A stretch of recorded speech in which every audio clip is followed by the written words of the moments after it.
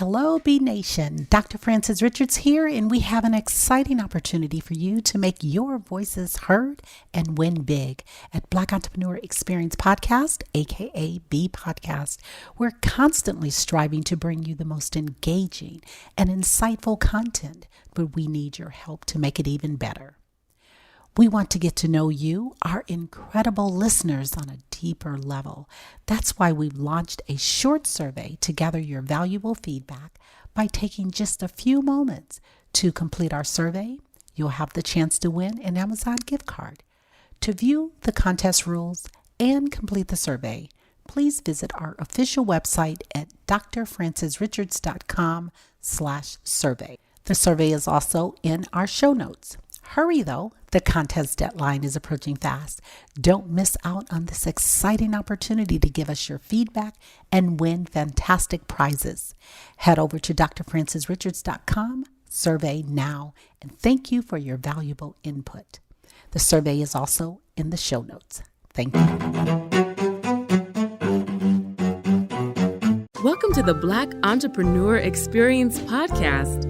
Inside the business, buzz, and brilliance of Black entrepreneurs. Here is your host, Dr. Frances Richards. What happens in Vegas goes all over the world on Black Entrepreneur Experience, episode number 391. Thank you for joining us as we elevate the Black Entrepreneur Experience by interviewing CEOs, thought leaders, innovative thinkers, and Black entrepreneurs across the globe. I'm your host, Dr. Frances Richards. Imagine transforming the lives of Black men across corporate America in order for them to make the greatest impact possible.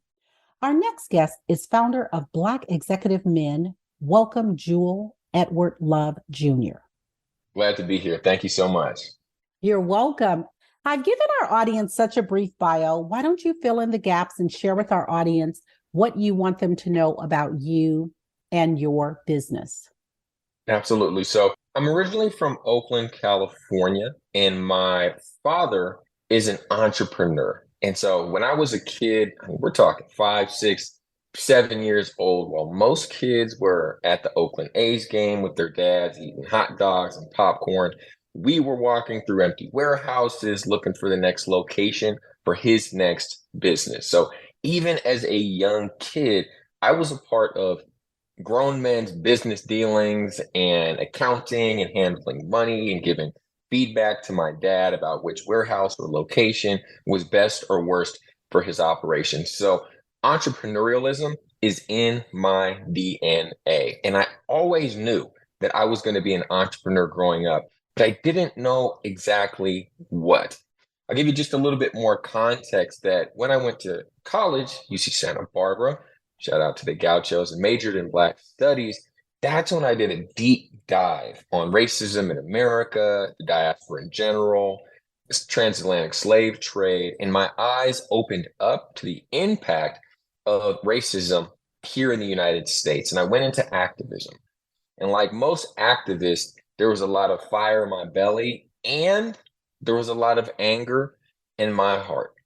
And while I was successful, I should say why we, Black student community, were successful in many of our campaigns, the more wins we got, the worse I felt inside. So all you activists out there, this may or may not resonate with you. And so then after college, I pivoted toward the healing path. Studied world spirituality, to see what's going on out there. And I tapped into psychotherapy. And nobody from my family before had tapped into psychotherapy as far as I was aware of, and it changed my life completely. And I was amazed that you could get paid to talk for a living. I didn't know that was a career option, to have deep conversations and get paid well to do it. So I went and got my master's at Antioch in LA in clinical psychology, and I started Black Executive Men back in Oakland, California. So Black Executive Men was originally a psychotherapy organization. That's what we did. Tears, tissues, trauma, all that stuff, we healed that. And after about 6 years, I said, you know what? I've made my mark there. I've done the work that I'm designed to do there. Time to pivot into coaching. And by then, most of my clients were brothers from middle management, senior management, and entry-level guys as well. and I was providing coaching support, lifestyle creation support, how they can get a raise, a promotion, a new job, a board seat, and that stuff was just lighting me up. And so that's where I am here today, executive coach, founder of Black Executive Man. Thank you for asking. When you talk about pivot, the pandemic, and how it impacted your life. Pivoting and how it impacted my life. It changed my life dramatically. And I'm going to give you all the inside scoop that I don't share around everywhere.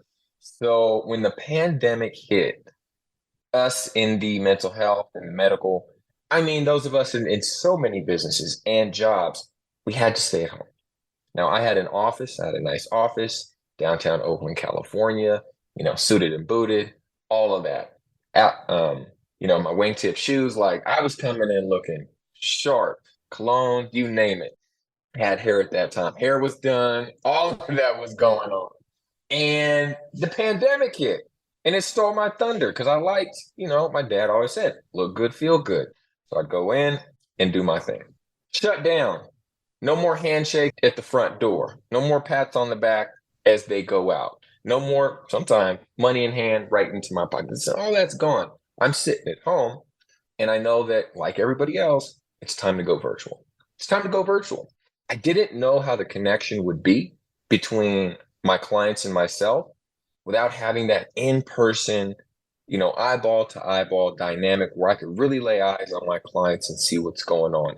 But it turned out that it works incredibly well. For most of my clients, it takes the pressure off of them from having to perform, being in front of their therapist and then what turned into be their coach. So it worked incredibly well, but something pivoted in my own life, which was an opportunity to travel abroad. Now, I hadn't been abroad since my early 20s when I went to Ghana and Egypt and Burkina Faso and did some travel in Africa. However, I got the travel bug and said, you know what? There's so much stress. There's so much pressure going on racially inside of the United States and just with the politics, the intensity.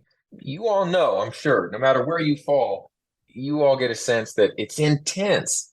It definitely was a couple of years ago. And I said, as a therapist turning into a coach, my mental health is important. It needs to be taken care of. And there's some things that therapy alone cannot solve. I needed to leave America.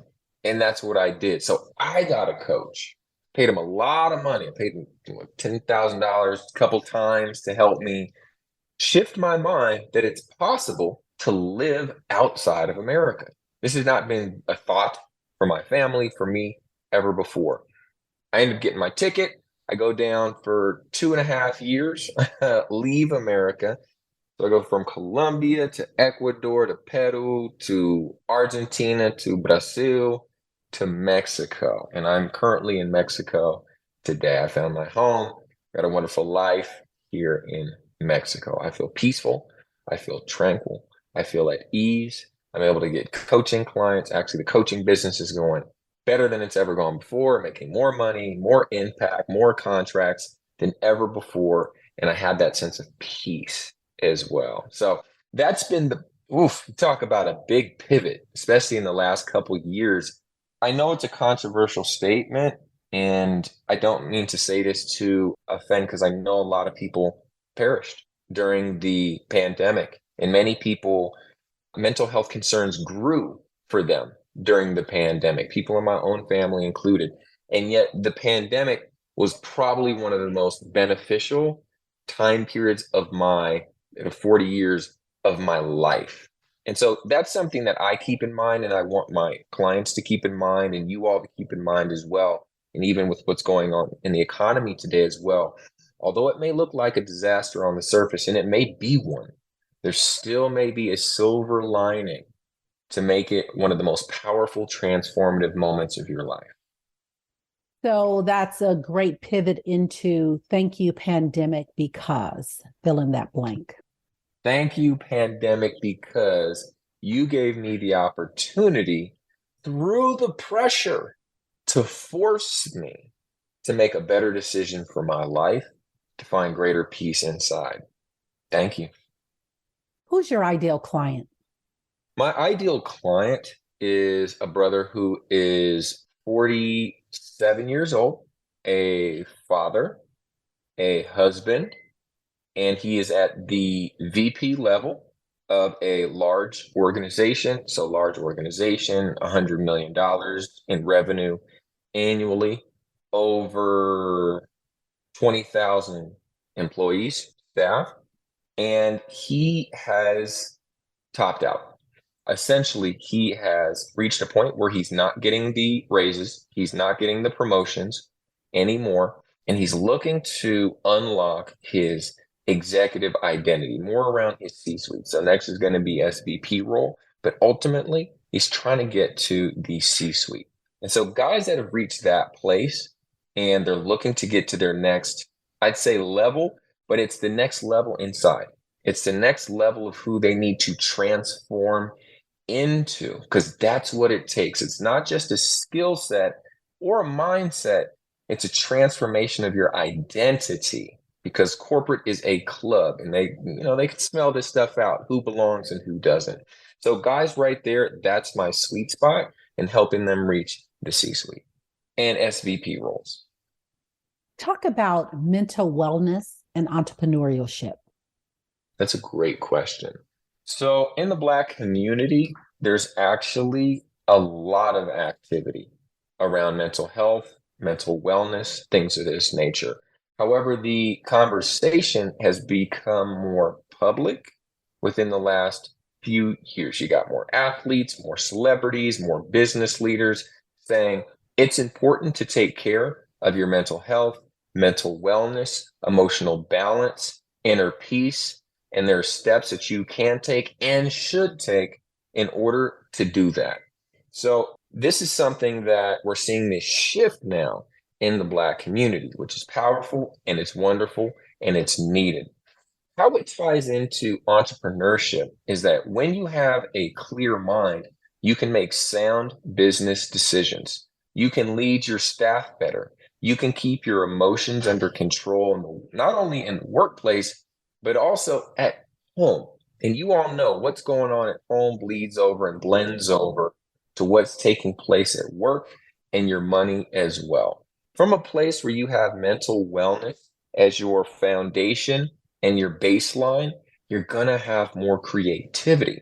You're going to be more on your A game as far as your networking. So there's going to be more opportunities that come from that as well. And let's just keep it real. The quality of your life is where it's at.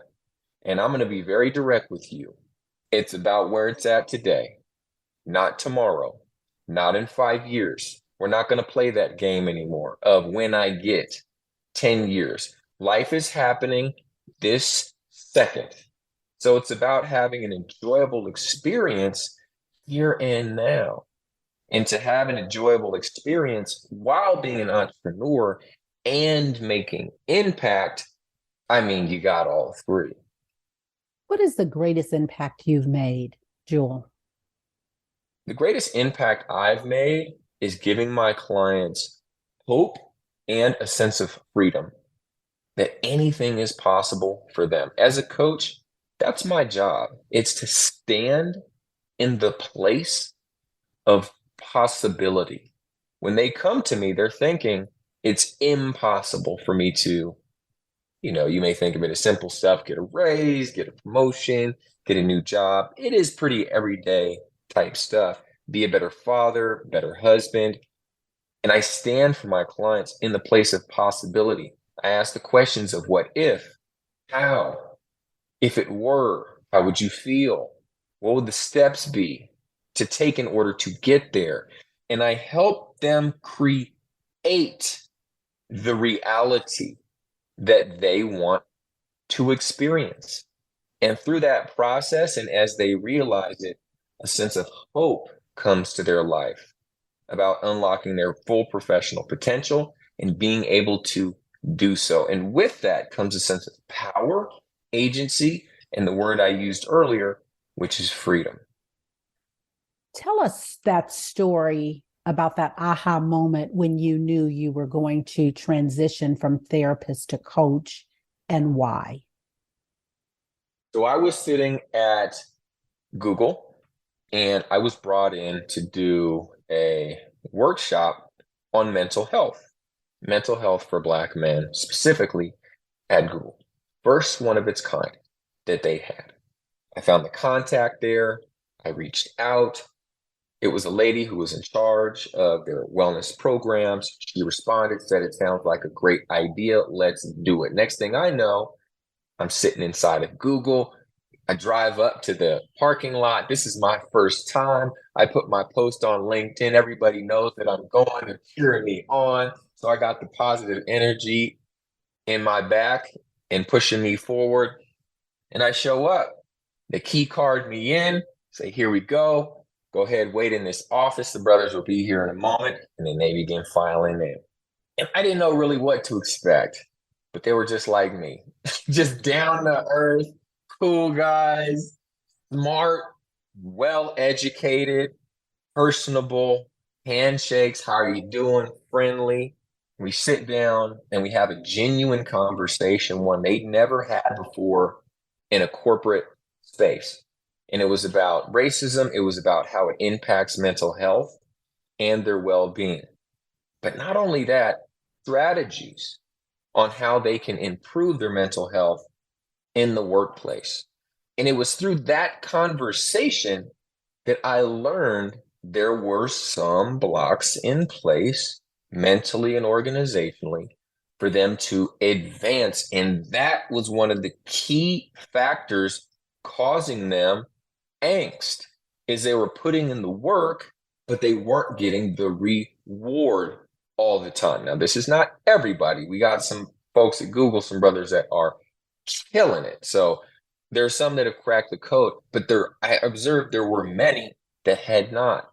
And that was a top factor impacting their mental health. I said, if they had these skills, they could feel better. Why? Because their career is taking off.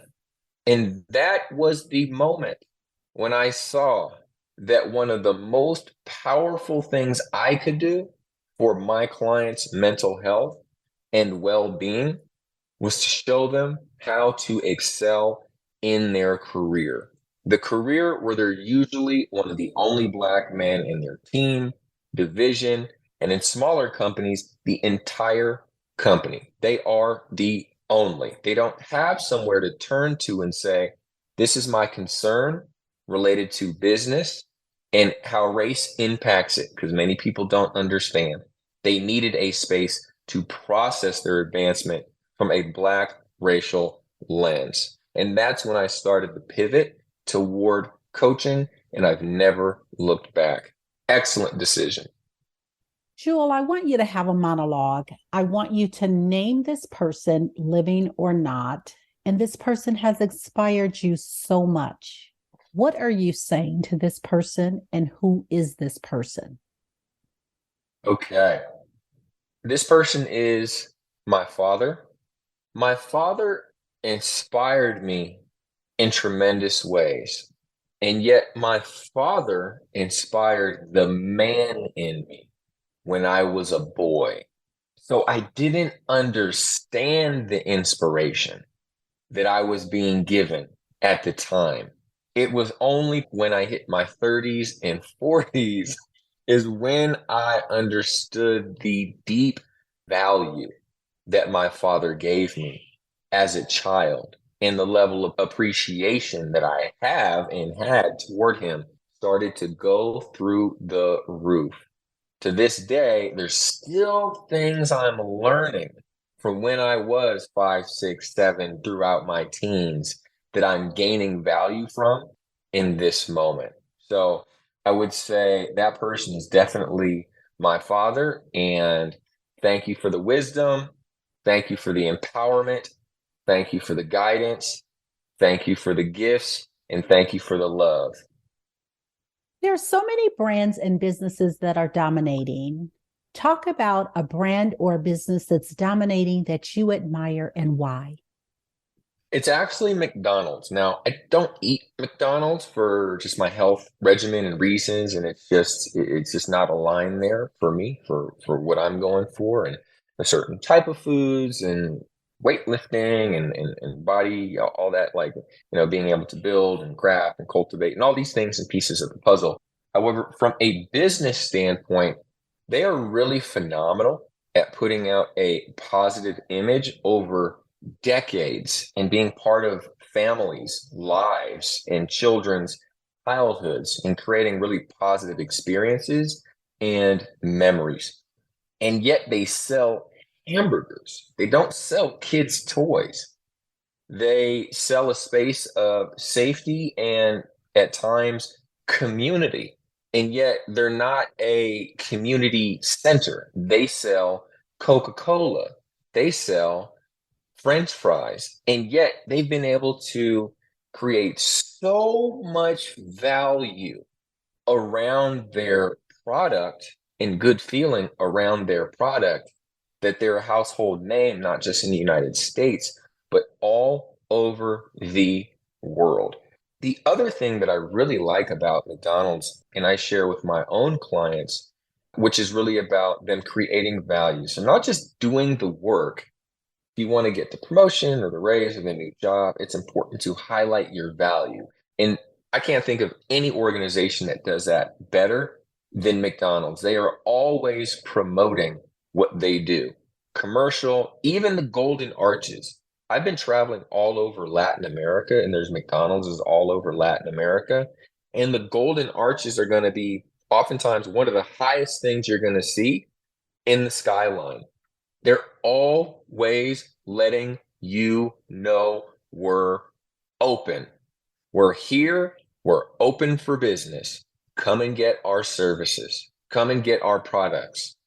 Have an enjoyable hamburger. So I think McDonald's is just an organization that's deeply actually inspired me on their ability to create community, have a feel-good atmosphere to it, create this joyful place for kids. And, we can talk about it. This is an adult conversation.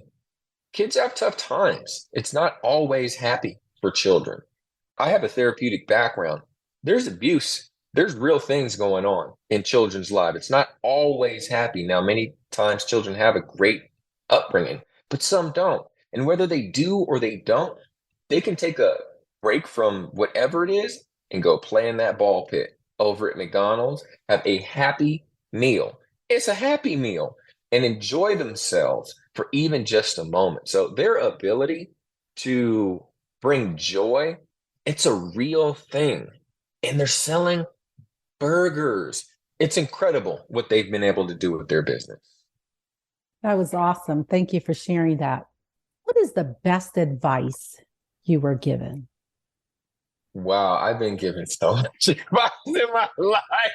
She said the best. Wow, I've been given so much advice in my life. And the best advice that I have been given was marching orders. So this is when I was meeting with my therapist for the first time, 28 years old.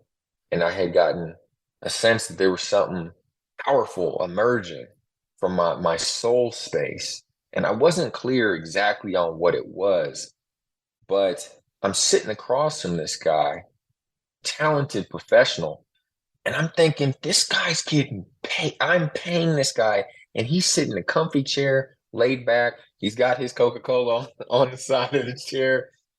And I'm thinking, I'm paying him to talk to me. He's not lifting. He's not doing the thing. He's not even pushing papers around. He's just sitting there. There's incense burning in the corner. He's got a Malcolm X picture here, a Yoda picture there. He's got the office designed how he wants. I say, this is amazing. I didn't know this was even a possibility. Talk to him about it. I say, you know what? Been trying to land my career. My friends got it figured out. The wife, they got the house. They're doing international travel. I'm still trying to figure it out. I'm almost 30. It's a crisis. So I think I could do this. I'd love to do this. Can I do this? Can I be a therapist? And he says, this is your calling. And I said, all right. He said, no, you've got marching orders. These are the orders. You move forward. I said, oh, okay. There's some order here. Got it. And I did my thing and got my master's and passed my licensure test, and I have not looked back. He gave me marching orders. The best advice that I've gotten was an order. Advice you wish you had followed. Probably a lot. I'm hard-headed. I like to find out the hard way. I do. I do. I do. I'm in a mastermind coaching program right now. There's people making tens of thousands, hundreds of millions of dollars annually, and they're showing me how to level up. And they are showing me the blueprint. I mean, play by play, and I am questioning everything. Well, we could do it this way. How about my way? Let's do it this way. I'm meeting with multimillionaires. I'm in the six figures. There's levels to this thing. And so I'd say the advice that I wish I'd followed in this domain is when people are coming to me, deep down, they really want transformation. They want a deep life transformation. And many times they're frankly scared of what that could look like and putting the guidance for their transformation in my hands, effectively a stranger. So the advice that I wish I followed is really showing up and being extremely present for the guys that are coming my way and being willing to go into the pain deep with them. Even though it's coaching, don't tiptoe, don't shy away, don't downplay, don't sugarcoat. They're coming with real concerns, and my job is to uncover and find out the deep pain, the deep worry about getting that divorce, about losing that job and being homeless, about the depression turning into anger and them lashing out, beating someone and going to prison and creating a broken home. This is what's in their minds. And it's important for me to be able to go there and be there with them to walk them out of that fear and into possibility. And that's the advice that I've been given. And that's now the advice that I'm starting to take is to be stronger, to show up and be more present with my clients in the dark places of their lives. What breaks your heart? It's interesting. I just wrote an article about this last night. I have a daily newsletter that I publish, email and LinkedIn, and it's success strategies for Black men in corporate America. And I was talking about a client, Nick. His real name is not Nick, but we'll call him Nick. And Nick came to me for a new job, essentially. And I talked to him about it. And I laid out all the strategies. So number one, we're going to do this, and 2, 3, 4, 5. And it's simple. I help guys with this every day. Your case, it's a no-brainer. We're going to knock this out of the park next few months, 3 to 6. We'll have you in your new job. Now, Nick was overweight. Nick was morbidly obese from a clinical standpoint, to the point where if he didn't lose the weight, he would die. Nick is also a father of 5 children. Excellent father, from what I could understand as well. It was the number one role in his life. Some guys, they're into the job or their cars or their game or drinking, whatever it is. Not Nick. Family man was first. Very admirable. And yet the job he was in was stressful. He was underpromoted. He was underpaid. And because of it, and the commute was crazy, he was putting on stress weight. And so every day he was getting bigger and bigger and bigger, and it was out of control. And so when I heard this, I was thinking, this is an absolute emergency to take action on, to get you in a job that you're paid more, you're promoted, you got a director level title, you have a short commute, maybe it's virtual, you can be at home with your family. We do this stuff every day. Let's go. And at the end of the conversation, Nick says, it's not for me. I'm heartbroken, and it's his family. And I just start to think, if you die, your daughter will, when she's walking down the aisle, be both happy, but be sad that her dad is not there beside her. When your son makes partner at the law firm, he won't be able to call you. He'll be sitting there with his whiskey looking down at a picture of your face, wondering what he would tell you instead of celebrating with you. These are heartbreaks for a lifetime. And Nick is a great guy. However, he was stuck in the comfort zone. It was familiar, even though it was killing him. He was comfortable there. And it was more powerful being there than him taking action and saving his own life, keeping his family united. And when I see that happen, and I see guys that make the choice to stay in their comfort zone as opposed to going into their growth zone where all the possibility lies. And this is easy stuff. As far as life is concerned, this is not the hard stuff. Getting a new job, paying more money, this is actually in the easy stuff category. Beating cancer, that's hard. Okay. So those are the things that break my heart when guys come to me and say, if I don't do this, my life is going to fall apart. My wife is going to leave me. The family will be broken up. My self-esteem will be absolutely wrecked. This could break generations apart within my family, and have too much fear and are too locked into their own comfort zone to make a change. It breaks my heart. What brings you joy? Well, of course, I could easily sit here and say the reverse, and the reverse is true. It's seeing guys step into their potential, which I have clients that do it all the time, and unlocking that potential. It's amazing for me to witness and for them to experience.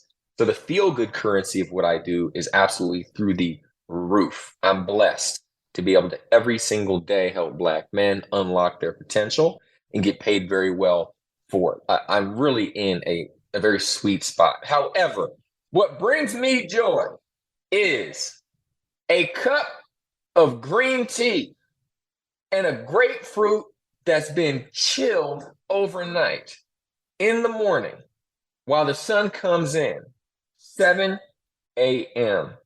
That is my zone. That is my peace. That is my joy. That is my tranquility. Having those things together, it's simple, but yet that's something that it truly brings me joy. Jewel, if you conducted this interview, what is the one question you would have asked yourself? I want you to ask the question and answer it. Joel, what's the pinnacle for you professionally? Where's this all going? We get it. You're helping brothers succeed and do better in their lives and unlock their potential. There's not a whole lot of guys out there like you doing what you're doing. We love it. Thank you. And what is the pinnacle of all of this for you? Well, my own self-interviewer, that's a great question, and I appreciate the acknowledgement. Love it.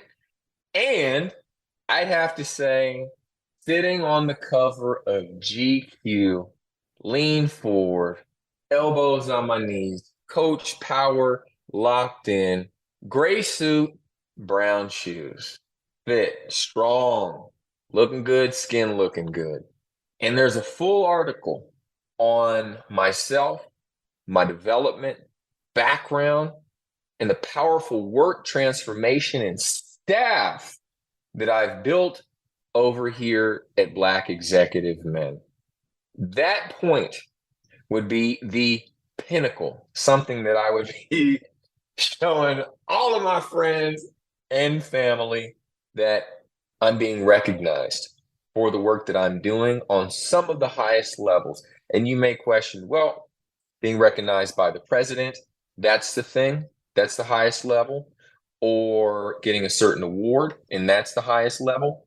But the reason I say GQ is because in this organization, you're going to have presidents that read it, but you're going to have guys that are blue collar that are going to read it. You're going to have guys that are SVPs, C-suite that are going to read it. You're going to have those guys in college looking to up level a little bit, increase their swagger. They're going to read it.